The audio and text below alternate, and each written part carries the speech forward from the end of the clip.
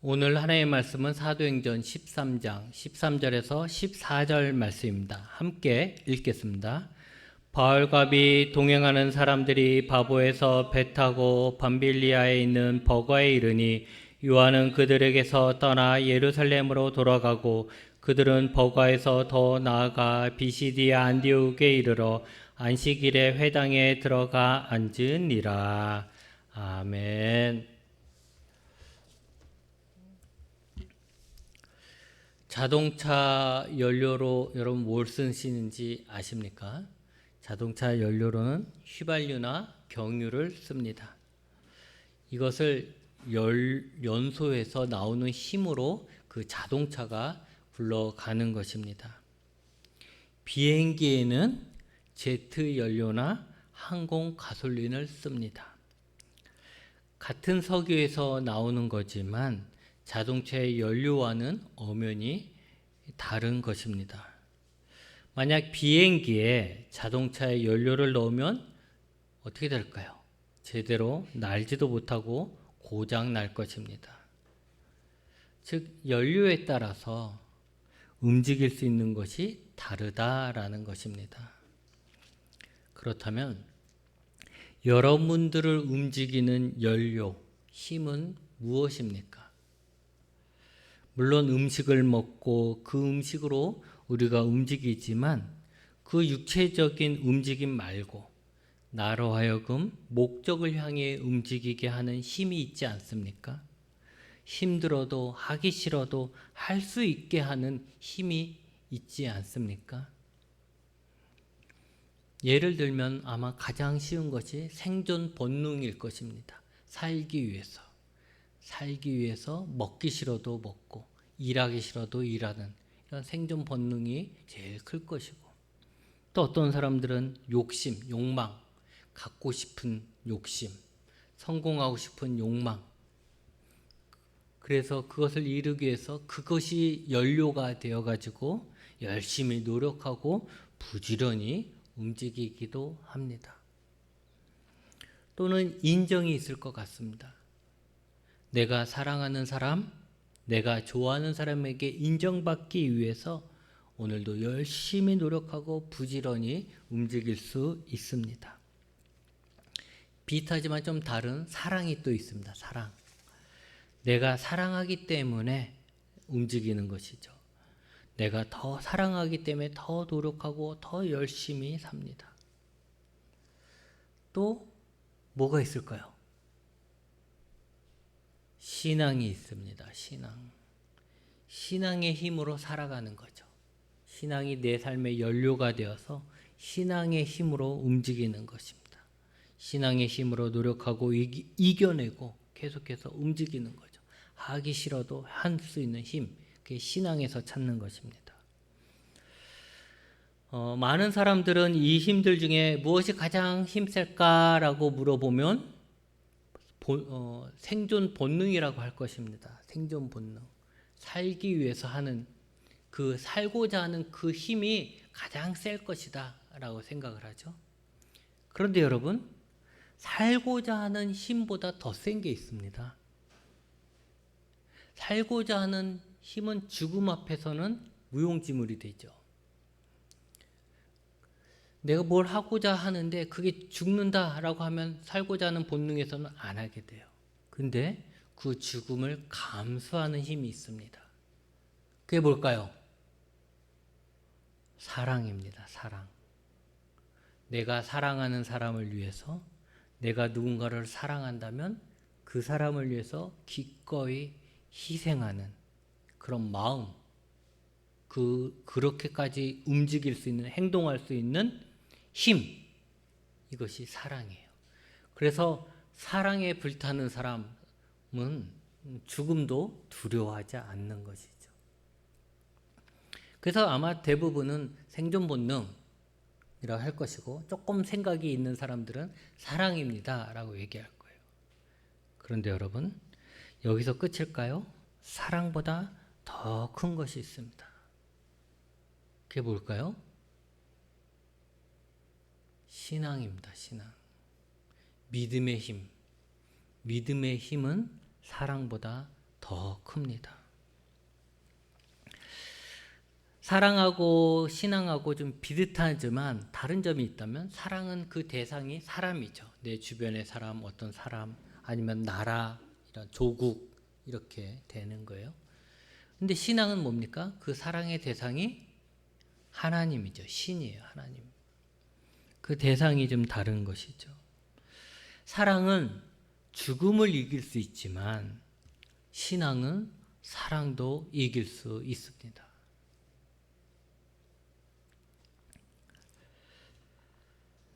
바나바와 바울은 1차 선교 여행 중에 구브로에 가서 거기 총독인 서교 바울에게 복음을 전하는 성과가 있었습니다.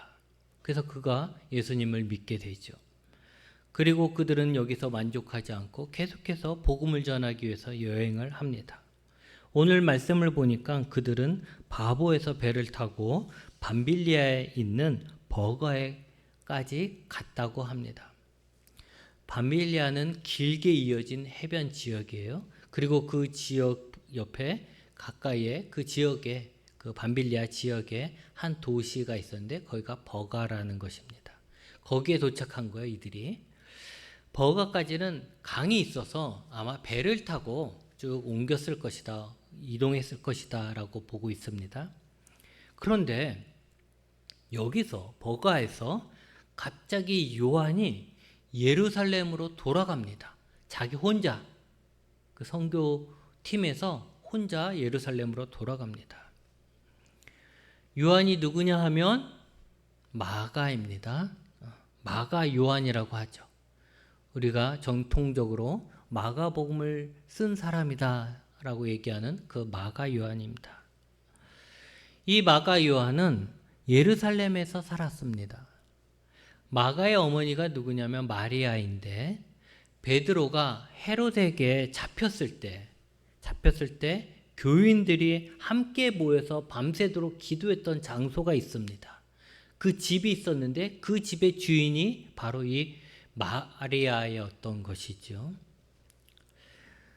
그랬다는 것을 놓고 보면 마가의 어머니가 좀 부자가 아니었을까. 그래도 성도들이, 사람들이 많이 모여서 함께 기도할 수 있을 만한 크기의 집을 가지고 있었으니까, 그것도 예루살렘에. 그러니까 마간의 집은 부자였겠구나 라고 생각을 하는 거죠. 그리고 그렇게 자신의 집을 내주고 함께 모여서 기도할 정도로 됐으니까 이 마가의 어머니인 이 마리아가 초대교회에서 중요한 역할을 하지 않았겠습니까? 초대교회 교인들이, 예루살렘 초대교회 교인들이 뭐 3,000명이든 몇천 명이 있다 할지라도 그 안에서도 중요한 일을 하는 사람이었을 겁니다. 열심히 하는 사람이었겠죠. 거기다가 바나바가 있잖아요. 바울과 지금 함께 선교여행을 가는 바나바. 이 바나바가 이 마가의 외삼촌이에요. 이 바나바가 어떤 사람입니까? 초대교회에서 사도들에게 인정받는 사람이었어요. 칭찬 듣는 사람. 그러니까 안디옥에 교회가 생겼다 했을 때 초대교회에서는, 예루살렘 교회에서는 이 바나바를 파송하는 거죠. 가서 살펴봐라 이렇게 했잖아요. 그러니까 교회 안에서 엄마도 또 외삼촌도 중요한 일을 감당하는, 또 그렇게 핵심 멤버인 가족으로 사는 마가라는 것이죠. 그러니까 여러분, 우리가 가만히 그냥 마가라는 이미지를 그려보면, 정말 예를 들어 우리 현식으로 얘기하면 뭐 엄마가 뭐 교회 권사님이고, 아니면 교회 장로님이고, 외삼촌이 교회 장로님이고, 아니면 목사님이고, 막 이런 환경 속에 잘 사는 지역에서, 집안에서 잘 살던, 신앙생활 잘하고 그냥 부유롭게 평화롭게 잘 사는 그런 청년이었다라는 것이죠. 그러던 어느 날 바나바와 바울이 예루살렘에 큰 기근이 들었을 때, 그 당시에는 안디옥에 있었는데, 그 안디옥 교회에서 그 어려움을 당하고 있는 예루살렘 교회를 위해서 성금을 모금하죠. 모금했던 그 성금을 들고 예루살렘 교회를 찾아가요. 찾아가서 전달해 주죠. 그리고 돌아갈 때 이 마가 요한도 외삼촌을 따라서 바나바를 따라서 함께 그 안디옥 교회로 갑니다. 그렇게 이제 이들이 안디옥 교회에 딱 왔잖아요. 그래서 있는데 근데 성령에 의해서 어느 날 바나바와 사울이 선교를 위해 파송을 받게 되죠. 근데 거기에 마가 요한도 함께 따라가는 거예요. 삼촌 어디가? 삼촌 나 이제 선교하러 저기 지역 가. 그럼 나도 갈래. 이렇게 되는 것 같아요. 그래서 이제 같이 따라갑니다.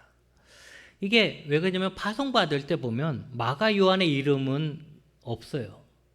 그러면 파송받은 교회에서 파송되는 선교사가 아니라 바나바와 사울 옆에서 돕는 그냥 조력자로 젊은이가 조력자로 이렇게 따라갔을 것이다 라고 보는 것이죠. 그렇게 버거까지는 따라갔어요. 배를 타고 가서 버거까지는 따라갔어요. 근데 거기에서 혼자 예루살렘으로 돌아가 버린 겁니다. 사람들은 궁금해하는 겁니다. 왜 갑자기 함께 선교하러 갔던 마가 요한이 혼자 예루살렘으로 돌아갔을까? 여러분 왜 돌아갔을까요? 그러니까 이제 자료에는 없어요. 왜 돌아갔다는 분명한 이유가 누가가 적어놨으면 좋았는데 안 적어놨어요. 그러니까 사람들이 이제 그 상황을 추측해 보는 거죠. 근데 몇 가지 가설들이 있습니다. 이야기들이 있습니다. 첫째는 유대인으로서 이제 마가 요한은 뼛속까지 정말 유대인이죠. 유대인으로서 이방인에게 복음을 전하는 것에 대해서 여전히 불편한 감정을 갖고 있다라는 거죠. 유대인들은 그렇잖아요. 하나님이 우리의 하나님, 예수님도 우리의 예수님, 구원도 우리 거 이렇게 하잖아요. 유대인들은. 그런 마음이 마가 요한에 아직 있었다라는 것이죠. 그래서 여러 지역을 다니면서 복음을 전한다라고 했을 때 마가 요한은 이렇게 생각했을지도 몰라요. 여러 지역에 흩어져 있는 유대인들을 찾아가서 그들에게 복음을 전한다, 예수님을 전한다 이렇게 생각했을런지도 몰라요. 그런데 막상 따라와 보니까 바나바와 바울이 이방인들에게도 막 복음을 전하는 거죠.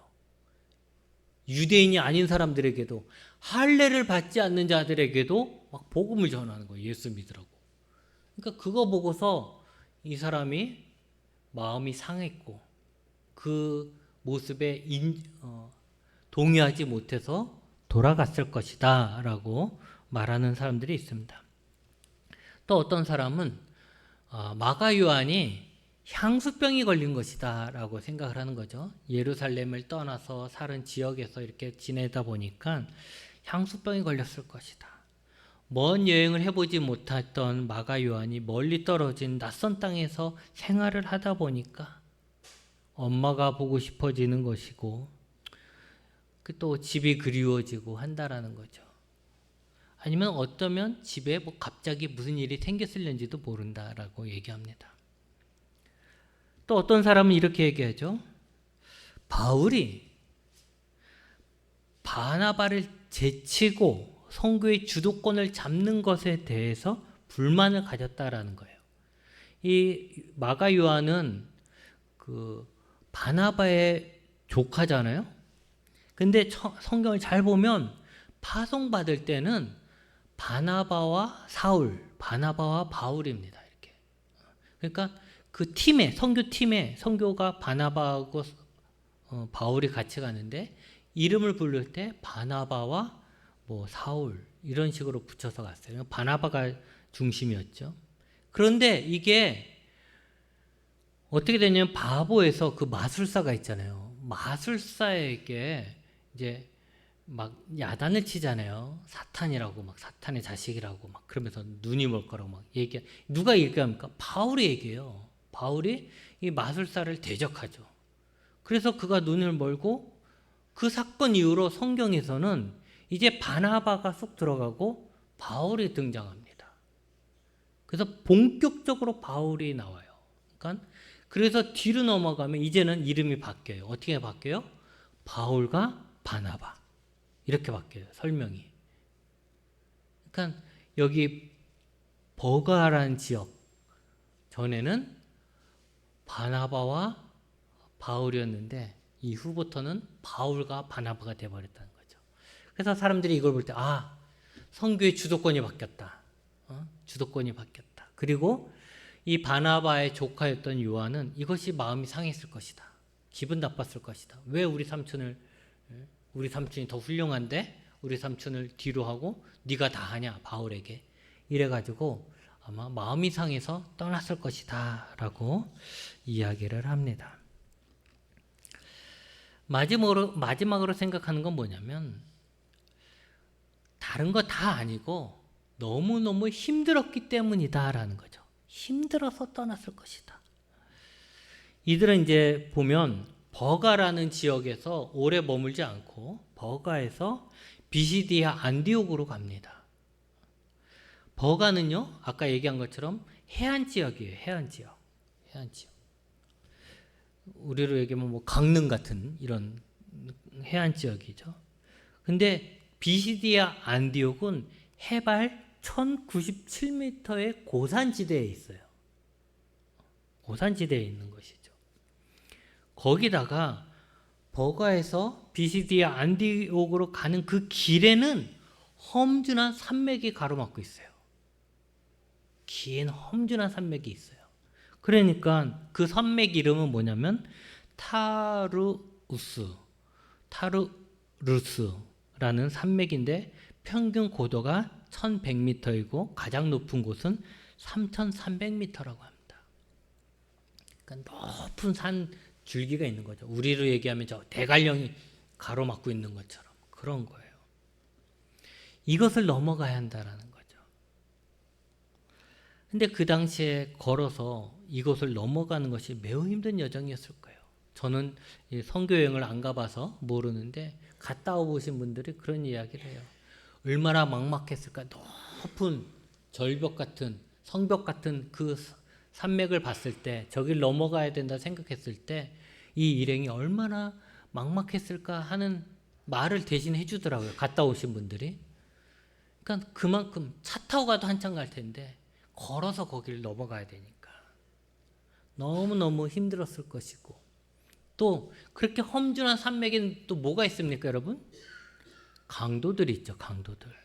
그러니까 강도가 그곳에 또 쫙 있으니까 너무 위험하다 이거예요.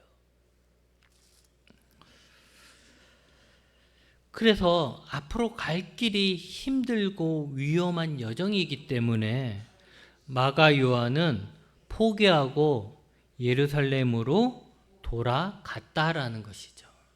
앞으로 가려니까 너무 힘들어. 그래서 포기했다라는 거죠. 우리는 뭐가 정답인지 모릅니다. 단지 사도행전 15장 38절에 바울은 마가에 대해서 뭐라고 얘기하면 자기들을 떠나 함께 일하러 가지 않았다라고 분노합니다. 화를 내요. 마가에 대해서. 그러니까 분명한 것은 바울이 허락하지 않는 상태에서 마가 요한이 자기 마음대로 떠났다라는 것인데 대부분의 사람들은 아마도 험난한 여정과 위험 때문에 마가 요한이 돌아간 것이 아닐까라고 생각을 합니다. 그런데요, 그때 바울은 어땠느냐? 이 바울의 몸 상태는 안 좋았다라고 합니다. 병이 들었다는 거예요. 추측하기로는 아마 말라리아 같은 풍토병에 걸린 것이 아닐까 하는 이야기를 합니다. 왜냐하면 갈라디아 지역에 보낸 편지를 갈라디아서라고 하잖아요. 근데 그 갈라디아에서 4장에서 보면 그가 처음에 그 갈라디아 지역에서 복음을 전할 때 이미 병에 걸려서 왔어요. 그러니까 건강한 모습으로 갈라디아 지역의 교회 사람들에게 복음을 전한 게 아니고 병들어 있는 모습으로 그들에게 왔단 말이죠. 그런데 그들이 병들어 있는 바울을 업신여기지 않았다라고 칭찬을 합니다. 이 갈라디아 지역이 어디냐? 지금 바울이 가려고 하는 비시디아 안디옥이 속한 지역이에요. 그러니까 그 일대예요. 그 일대. 그러니까 바울의 일행이 험준한 산맥을 넘어 비시디아 안디옥에 도착했을 때 바울은 이미 병에 걸려서 약한 모습 또는 흉측한 모습이었다라는 것입니다. 그렇게 추측을 하는 것이죠. 여러분 상상해 보십시오. 마가 요한은 외삼촌 바울과 함께 선교여행을 갑니다. 어쩌면 마가 요한은 새로운 지역에 가서 복음을 전한다는 설렘이 더 컸을는지도 모릅니다. 자기가 좋아하는 삼촌과 함께 가니까 더 좋았겠죠. 그에게는 어쩌면 여행이었을 거예요. 여행. 그렇게 신나서 출발했고 나름 성과도 있었죠. 그러나 시간이 흐를수록 이 선교여행이 힘든 것입니다. 잠자는 것도 힘들고 먹는 것도 힘듭니다. 또 온갖 병들도 많잖아요, 주변에. 그러니까 이제 즐거운 여행이 아니라 힘든 고통스러운 여행이 되어버린 것이죠. 제가 선교여행을 몇 번 가보았지만 마찬가지예요. 선교지가 잘 사는 나라에 가는 게 아니지 않습니까? 대부분 못 사는 나라에 가요. 근데 그 중에서도 못 사는 지역으로 선교지를 갑니다. 그러니까 때로는 이제 선교사님이 그래도 한국에서 왔으니까 잘 사는 데서 왔으니까 잘 해주려고 노력을 해요. 먹는 것도 잠자는 것도 좀 좋은 걸로 신경 써주죠. 하지만 선교지에 가면 아무래도 여러 가지 환경이 열악합니다. 그러다 보면 불편한 일이 막 생기고 그렇게 보면 짜증이 막 생기고 불만이 생기는 거죠. 그러면 처음에 선교하러 간다고 막 인천공항 갔을 때 보면 다 환하게 웃고 막 되게 좋아하고 그런 얼굴로 가는데 때로는 이제 나중에 올 때는 지치고 피곤한 표정이 돼서 오는 거죠. 빨리 돌아가고 싶은 거죠. 아마 마가 요한도 마찬가지였을 것 같습니다.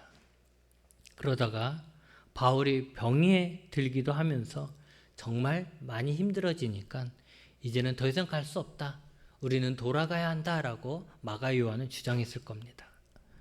그런데 바울은 험준한 산맥 그리고 강도들이 나타나는 그 위험한 산맥을 넘어 비시디아 안디옥에까지 갔습니다. 똑같은 상황에서 오히려 더 안 좋은 상황에서 누구는 돌아가고 누구는 그 산맥을 넘었다라는 것이죠. 여러분, 마가 요한이 무슨 이유에서 선교 일행을 냅두고 혼자 예루살렘으로 돌아갔는지는 모릅니다. 하지만 분명한 것은 그는 험준한 산맥을 앞에서 힘들고 위험한 길 앞에서 그만하면 되었다라고 생각하고 돌아갔습니다. 이것은 그를 움직이는 내면의 열정이 딱 편한 여행, 안전한 여행까지였고 힘들고 위험한 길은 가지 못하는, 거기까지 넘어가지는 못하는 약한 열정이었다라는 것이죠. 반면에 똑같은 상황에서 바울과 바나바를 움직이는 열정은 힘들고 위험한 길까지도 마다하지 않고 도전하고 넘어갈 만큼 더 강했던 것입니다. 바울은 아픈 몸에도 불구하고 말입니다. 아마도 바울과 바나바는 자신들을 선택하셔서 선교사로 보내신 성령님이 그들을 움직이는 연료였을 것입니다. 그들은 자신이 가고 싶어서 자신이 기분 전환하려고 가는, 자신이 어떤 공덕을 쌓으려 가는 그런 선교 여행이 아니라 성령님께서 자신들을 보내셨다 라는 그 생각에 여기서 멈출 수가 없었던 것입니다. 그렇게 한 걸음씩 앞에 무슨 일이 벌어질 줄도 모르면서도 용기를 내서 갔었던 것입니다. 예수님은 자신을 따르려는 사람들에게 이렇게 말했습니다. 예수님이 막 기적도 일으키고 막 하니까 사람들이 많이 모여들었잖아요. 그러면서 우리는 예수님을 따라갈 겁니다. 막 이렇게 얘기했어요. 그러니까 그들에게 뭐라고 얘기했냐면 누가복음 14장 28절에서 30절입니다. 너희 중에 누가 망대를 세우고자 할진대 자기의 가진 것이 준공하기까지에 족할는지 먼저 앉아 그 비용을 계산하지 않겠느냐.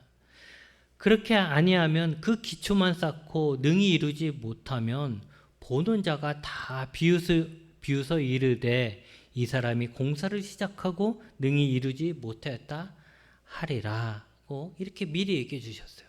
이 말은 뭡니까? 너도 나도 예수님을 따르겠다고 지금 막 예수님이 기적을 행하고 막 이러니까 다 좋아서 달라붙지만 예수님을 따르겠다라고 말하는 것이 어떤 것인지, 그 길을 따르기 위해서 내가 감당해야 될 것이 무엇인지, 얼마나 많은 것을 포기해야 하는지 미리 생각을 해봐라. 그리고 그것을 미리 각오를 해라. 그래야 그걸 따를 수 있다라는 것이죠. 그런 각오 없이, 그런 생각 없이 그냥 예수님을 따르겠다라고 말하는 것은 망대를 세우다가 중간에 그만둬서 이도저도 아닌 사람들의 웃음거리밖에 안 되는 것과 같다라는 것이에요. 여러분, 예수님의 제자는 예수님의 길을 따라 걷는 사람들입니다. 그리스도인들은 예수님의 가르침을 배우고 실천하는 사람들이에요. 그러기에 우리는 이미 예수님의 길을 따라 걷는 사람들입니다. 그렇다면 우리는 분명히 물어야 되는 거죠. 우리는 예수님을 따라 걷기 위해서 각오가 되어 있는가? 모든 것을 포기할 만큼 어려움을 감당할 만한 각오가 되어 있는가? 예수님의 길을 따라 걷다 보면, 예수님을 믿는 자로서 살다 보면 좋은 일도 있고 쉬운 일도 있습니다. 형통한 길도 있죠. 그러나 힘들고 어려운 길도 나오고 나를 포기해야만 걸을 수 있는 길도 나옵니다. 오늘 말씀처럼 커다란 산맥이 맞고 강도가 나타날 수 있는 위험한 길도 나옵니다. 그때 이미 각오가 되어 있지 않다면, 아직도 예수님의 길을 걷는 나를 움직이는 것이 나의 기분이고 그냥 나의 유익이었다면 마가 요한처럼 도망가게 될 것입니다. 하지만 이미 내가 예수님을 믿겠습니다, 예수님을 따라가겠습니다 라고 말했을 때 이 모든 것을 각오하고 있고, 나를 움직이는 것이 성령님이고 하나님 주신 사명이라면 바울과 바나바처럼 뚫고 지나갈 수 있습니다. 사실 더 많은 경우는 처음에는 각오가 되어 있다가 시간이 흐르면서 그 각오는 사라지고 나약한 상태에서 편한 길만 가려고 할 것입니다. 주님을 위해 살겠다라고 외쳤던 각오가 이제는 내가 살기 위해서 주님을 외면하는 지경에 왔을런지도 모릅니다. 그러면 더 이상 예수님을 본받아 예수님의 길을 가고 있는 제자라고 할 수 없을 것입니다. 여러분, 내가 무엇을 할 수 있는지 아는 사람은 아무도 없습니다. 앞으로 내가 어떻게 되려는지 아는 사람은 아무도 없습니다. 하지만 우리가 예수님을 믿고 예수님을 섬기며 예수님을 따라 살기로 했다면 다시 우리의 각오를 새롭게 해야 합니다.